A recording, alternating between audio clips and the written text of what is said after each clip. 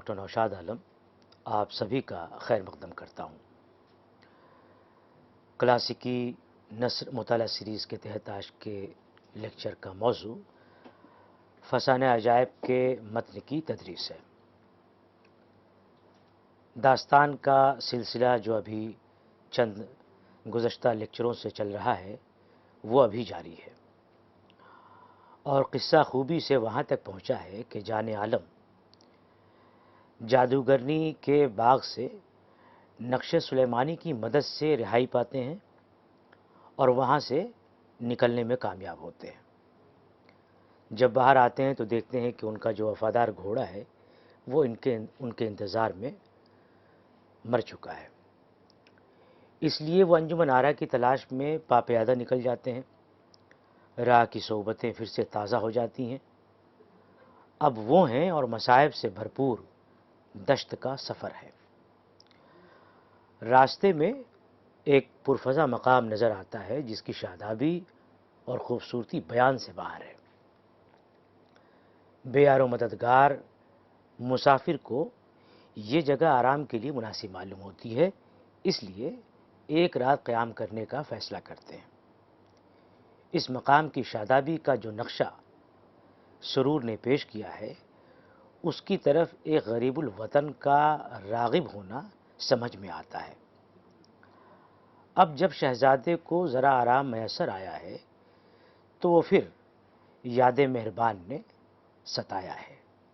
आज का जो सबक है वो यहाँ से शुरू होता है। शेर लिखा है कि कारे अखगर करती है हर बूंद तन पर यार बिन, क्या अजब गरहों हरे दागे जिगर बरसात में। यानी जो बारिश का कतरा बदन पर गिरता है और यार के बिन वो गिरता है, यानी साथ में महबूब नहीं है, तो वो कैसा मालूम होता है, जैसे लगता है कि चिंगारी कोई उस पर बदन पर रख दी गई है। तो फिर दूसरे मिसरे में उसी बात को और उसी मफहूम को ज़रा और वसअत दी है। कहा कि गरहों हरे दागे जिगर बरसात में, यानी बरसात का ये जो पूरा मौसम है इसमें जितने भी जिगर के दाग हैं, यानी जितनी भी यादें हैं, वो सब एक बार फिर से वो यादें ताज़ा हो जाएंगी। कायदा है कि जब आदमी को सामान्य ऐशो नशात इस तरह की सैर फरहत व इंबसात मैसर होती है, जिसे प्यार करता है वो याद आता है। यानी जब ऐसा पुरफ़ज़ा मकाम हो, ऐसी कुशादगी, ऐसा खुशगवार मंज़र सामने निगाहों के हो, तो महबूब याद आता है। शहज़ादे ने मुद्दत के बाद ये फ़रहत व फ़ज़ा जो दश्त में पाई, यार की याद आई। आंखें बंद करके कहा, शेर पढ़ता है कि मैं वो नहीं जो करूं सैर बोस्तां तन्हा, मैं वो नहीं जो करूं सैर बोस्तां तन्हा, बहिश्त हो तो मुँह न कीजिए बाग़बां तन्हा। यानी मैं तो ऐसा हूँ कि बहिश्त भी हो तो मैं उस तरफ ना जाऊँ अगर साथ में महबूब नहीं है। तन्हा मैं बोस्ता का सैर करने का, यानी बागीचे का सैर की जो सैर है वो मैं अकेले नहीं करता, महबूब के साथ करता हूँ। इस सोच में बैठा था, एक तरफ से सवारी का सामान नज़र आया। अब जो सामान नज़र आया है तो कुछ बातें हो रही हैं। अदब, मुलाहज़ा, तफावत और करीने, निगाह रूबरू का शोर बुलंद पाया। ये सारे अल्फाज कहे जाते हैं, वो अपने कानों सुनता है कि अरे कोई आवाज़, कोई सवारी ऐसा लगता है आ रही है। गौर जो किया, रंडियों का गोल सामने आया। अब यहाँ पे चूँकि लुग़त में आप जब देखेंगे तो एक ही लफ्ज़ के कई मफ़हूम होते हैं। तो यहाँ पे लफ्ज़ जो है वो औरत के माने में इस्तेमाल हुआ है, लड़कियों के माने में इस्तेमाल हुआ है कि लड़कियों का गोल सामने आया। ये घबराया, धोखा पा चुका था, जंगल में गोता खा चुका था, संभल बैठा और अस्माए रद्द सिहर पढ़ने लगा। यानी जो नक्श सुलेमानी जादूगरनी ने उसको दिए थे उसको उन्होंने याद कर लिया था। अब जब देखा कि यहाँ फिर कोई शोर हो रहा है तो उसको ऐसा लगा कि अरे पता नहीं फिर से कोई आसेब है या क्या है। तो वो जो अस्मा उसने नाम याद कर रखे थे, अस्माए इलाही, वो रद्द शहर में यानी जादू की तोड़ में उसे पढ़ने लगा। बमूजिब मसल, अब यहाँ पर एक मिसाल है बहुत मशहूर कि दूध का जला छाछ फूंक फूंक पीता है। तो अब वो एक बार धोखा खा चुका है, तो अब कोई अच्छी चीज़ भी है, सही भी है, तो वो जो है दूध से अगर जल जाए तो क्या है कि यानी कि ठंडी चीज़ भी, छाछ जो ठंडी चीज़ होती है, तो उसको भी फूंक मार के पीता है ताकि गर्मी ख़त्म हो जाए। कि यानी मोहतात और एहतियात का तकाजा है कि एक बार धोखा खाने के बाद आदमी संभल जाता है, और इस तरह की जब भी सिचुएशन आती है, हालात पैदा होते हैं, तो उसमें ज़रा सा वो मोहतात रवैया अख्तियार करता है। जब वो आगे बढ़ी, गौर से देखा, 4-5 से औरत परिजाद हूर वश यानी हूर की तरह, गैरत सर्व खजलत देह शमशाद। सर्व भी पेड़ का नाम है, शमशाद भी पेड़ का नाम है। सर्व एक लंबे किस्म का पेड़ होता है, यानी जो महबूब है, जो 4-5 औरतें जो साथ में आ रही हैं, वो लंबी और खुशकामत हैं, और उनके आसपास से खुशबुएँ आ रही हैं। खजलत देह शमशाद, ज़र्री कमर नाजुक तन सीम बर, चांदी जैसा बदन चुस्तो चालाक, कमसिन अल्हड़ पने के दिन, यानी वो जो लड़कियां औरतें थीं वो अल्हड़ पने यानी बहुत ज़्यादा उम्र दराज नहीं थी, वो कम उम्र थी, और हंसती खेलती वो सवारी के साथ आ रही थी। उछलती कूदती मर्दाना वार प्यादा और जवाहर निगार हवादार पर। हवादार एक किस्म की सवारी है। जवाहर निगार वो जो मलका है जिसका भी जिक्र भी आगे आएगा, जिसका पिछले लेक्चर में जिक्र भी हुआ था। एक आफताब महशर सवार, गिर्द परियों की कतार, यानी आसपास जो परियां जिनको कह रहे हैं वो लड़कियां थीं, वो परियों की मानिंद कतार दर कतार उसके साथ खड़ी थीं। ताजे मुरस्सा कज सिर पर, लिबास शाहाना पुरतकल्लुफ दरबर। लिबास शाहाना यानी शाही जो लिबास होता है वो उसने पहन रखा था। नेमचाए सुलमानी, छोटी तलवार, नेमचा कहते हैं छोटी तलवार को। उस बिल्कीस वश के हाथ में, सीमाब वशी बात बात में, सीमाब वशी यानी कि जल्दी जल्दी बोलना, सैद करने की घात में, शिकार करने की घात में, और बंदूक चकमाकी खास लंदन की, तायरे ख्याल गिराने वाली बराबर रखे। यानी लंदन की जो कहना चाहिए कि बंदूक, खास बंदूक थी उसके पास, उसने पास रखे हुए थे कि तायरे ख्याल भी अगर वहाँ से कोई गुजरे तो उसको वो मार गिराए। शिकार खेलती सैर करती चली जाती है। हुस्न खुदादाद बेमिसाल काहिशे बद्र, बद्र जानते हैं चांद को कह रहे, काहिशे बद्र गैरत हिलाल, ये भी चांद के माना में है। अजब सिनो साल, मीर हसन का यहाँ शेर लिखा है कि बरस 15 या के 16 का सिन, जवानी की रातें मुरादों के दिन, ताले बेदार यावर इकबाल दमसाज, गमज़ो इश्वा जिलों में। अब ये सारी जो सिफ़ात हैं, ये सिफ़ात जवाहर निगार की बयान की जा रही हैं, किसकी तरफ से, जो शहज़ादा वहाँ बैठा हुआ है बेयारो मददगार, और उसके सामने ये सवारी गुज़रती है। सवारी अभी गुज़र नहीं रही बल्कि वो आ रही है, और बहुत सारा शोरगुल होता है तो वो देखने लगता है। तो जब जवाहर निगार पर नज़र पड़ती है तो ये सारी चीज़ें वो नज़र आती हैं, उसके देखता है वो। अंदाज़ो रो में, अंदाज़ो अदा रो में, आफते जाने आशिक, सरमाया नाज जाने आलम ने बावाज़े बुलंद कहा। मीर तकी मीर का शेर लिखा है कि क्या तने नाजुक है, जां को भी हसद जिस तन पे है, क्या बदन का रंग है, तह जिसकी पैराहन पे है। तो अशार का भी एक सिलसिला आप यहाँ देखेंगे कि सरूर ने जगह जगह पर माफ़ी ज़मीर की अदायगी के लिए और मौका महल के हिसाब से अशार पेश किए हैं। उर्दू अशार भी हैं और फ़ारसी अशार भी हैं, मसल भी है, मुहावरे भी हैं।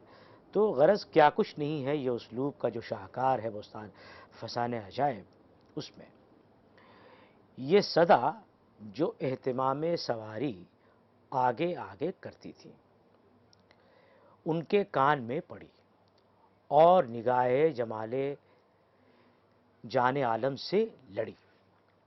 دفتن یعنی کہ اچانک سب کی سب لڑکھڑا کر ٹھٹک گئی، کچھ سکتے کے عالم میں سہم کر جھجک گئیں، کچھ بولیں ان درختوں سے چاند چاند نے کھیت کیا ہے۔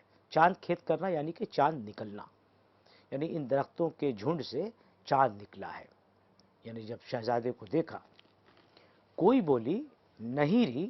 اب یہ دیکھیں نہیں ری، یعنی خاص عورتوں کی زبان، اور یہ کہ جو ہم سن جو ہم عمر لڑکیاں ایک ساتھ ہیں جس طرح سے باتیں کرتی ہیں، وہ یعنی کہ ان کو بتایا کہ الڑپن بھی ہے ان میں، سادگی بھی ہے۔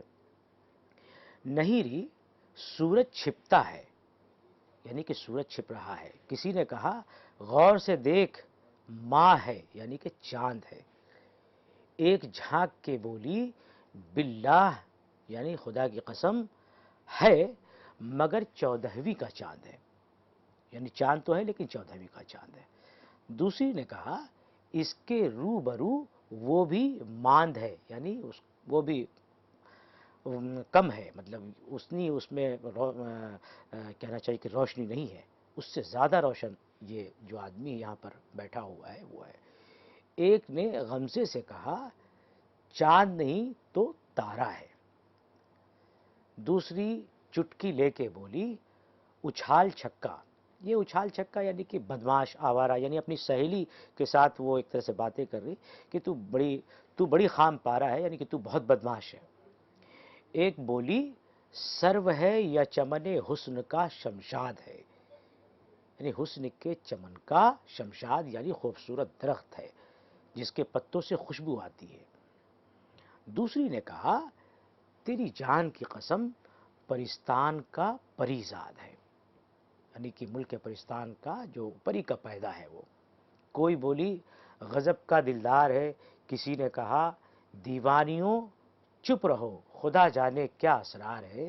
ایک نے کہا چلو نزدیک سے دیکھ آنکھ سیک کے دل ٹھنڈا کرے، آنکھ سیکنا سیک کے دل ٹھنڈا کرے۔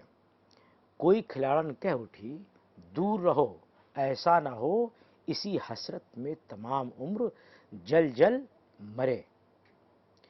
ایک نے خوب جھانک تاک کے کہا خدا جانے تم سب کے دیدوں میں چربی کہاں کی چھا گئی ہے۔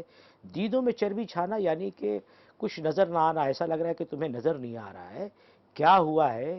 یہ تو بھلا چنگا ہٹا کٹا مردوا ہے۔ اب مردوا یعنی کہ مرد نہیں کہا، مردوا ہے، تو اس سے آپ یہ سمجھیے کہ سرور نے اس بات کا بھی لحاظ کیا ہے کہ اب خواص جو ہیں جواہر نگار کی، جو جلیسیں ہیں اٹھتی بیٹھتی ہیں، ان کا اپنا ایک طبقہ ہے، اس طبقے کی اپنی ایک زبان ہے، اس کی اپنی معاشرت ہے۔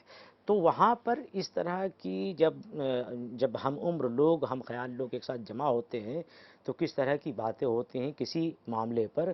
یعنی شہزادے کو دیکھا ہے تو دیکھیے کہ مختلف لڑکیوں سے اور عورتوں سے کس کس طرح کی باتیں انہوں نے کہلوائی ہیں، اور آخر میں ایک تجربہ کار جو خاتون ہے وہ کیا کہتی ہے، یہ تو بھلا چنگا ہٹا کٹا مردوا ہے، یعنی کہ مرد ہے، آدمی ہے۔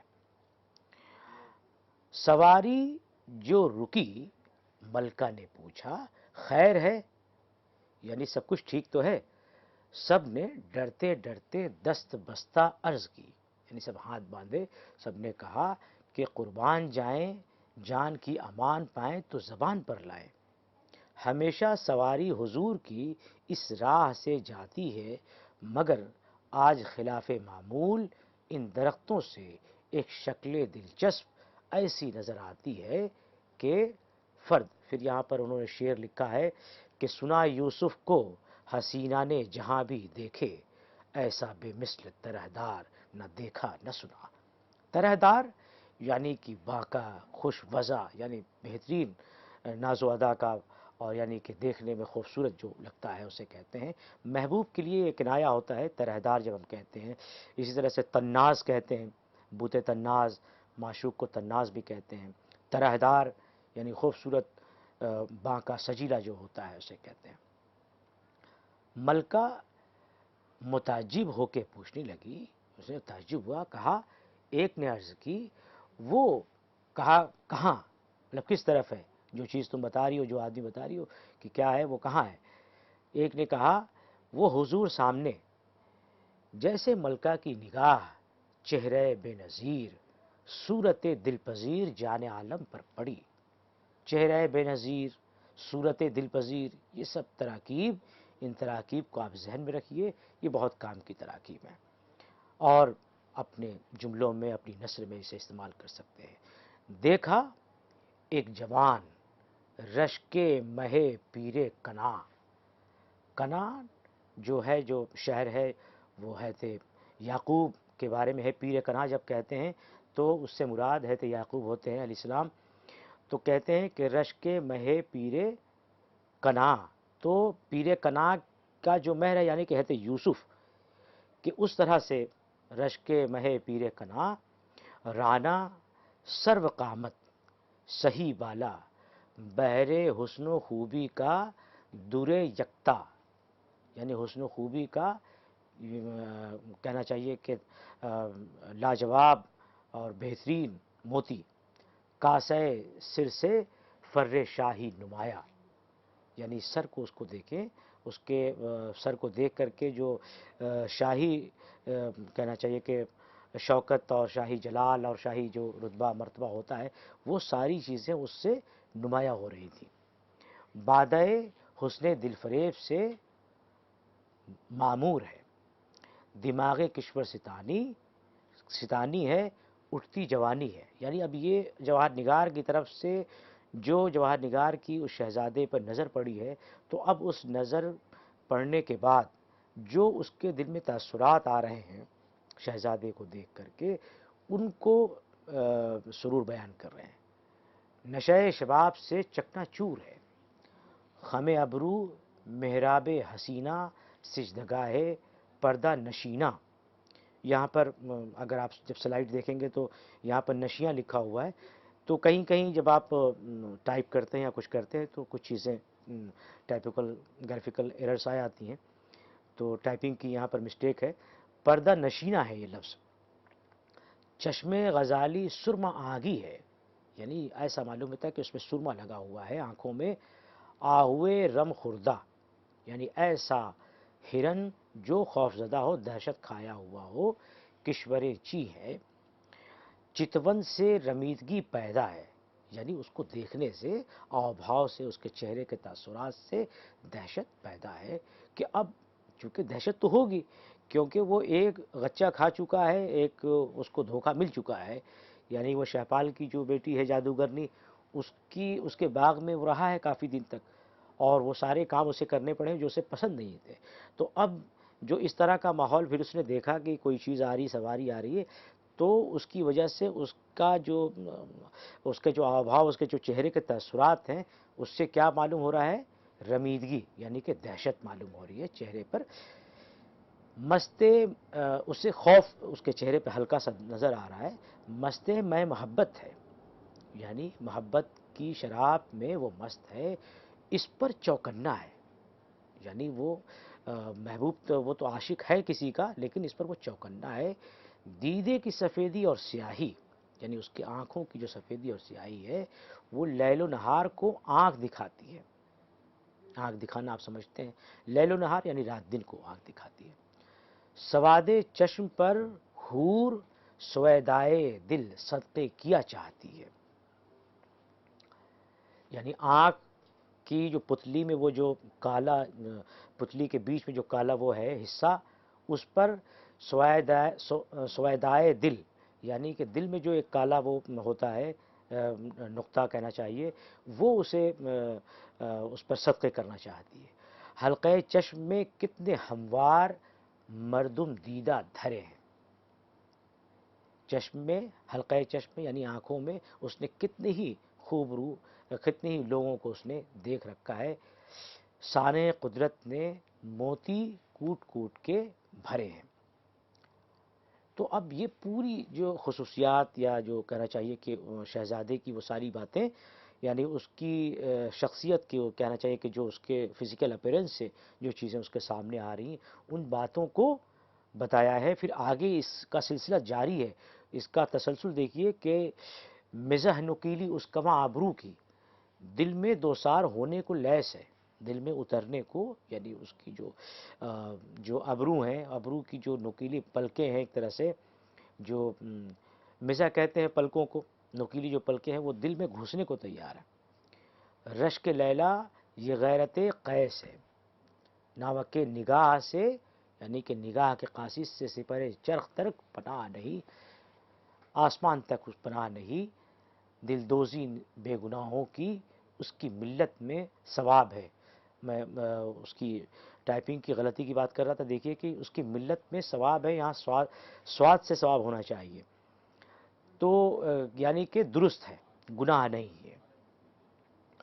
لوح پیشانی تختہ سیمیات مطلع انوار ہے، یعنی جو پیشانی ہے، جو فور ہیڈ ہے، وہ تختہ سیمی، ایسا معلوم ہوتا ہے کہ چاندی کا کوئی تختہ ہے یا مطلع نور ہے، یعنی ایسی جگہ ہے جہاں سے نور پھوٹ پھوٹ کر کے نکل رہا ہے، یا تباشیر صبح یا شمع طور ہے، طور پر جو شمع تھی وہ ہے، یعنی ہر طرف سیاہی اور ظلمت ہے، اور وہاں پر طور پر وہ جو شمع ہے وہ روشن ہے، گویا مطلب کہ شمع طور یعنی کہ روشن ہے، یعنی وہ جو فور ہیڈ ہے، جو پیشانی ہے، اس کے سلسلے سے یہ کہہ رہے ہیں کہ اس سے نور پھوٹ رہا ہے، اسے روشنی نکل رہی ہے۔ کاکل مشکی سے زلف سنبل کو پریشانی ہے، اس کے جو بال ہیں، بال سے جو خوشبو آ رہی ہے اس سے زلف سنبل کو پریشانی ہے۔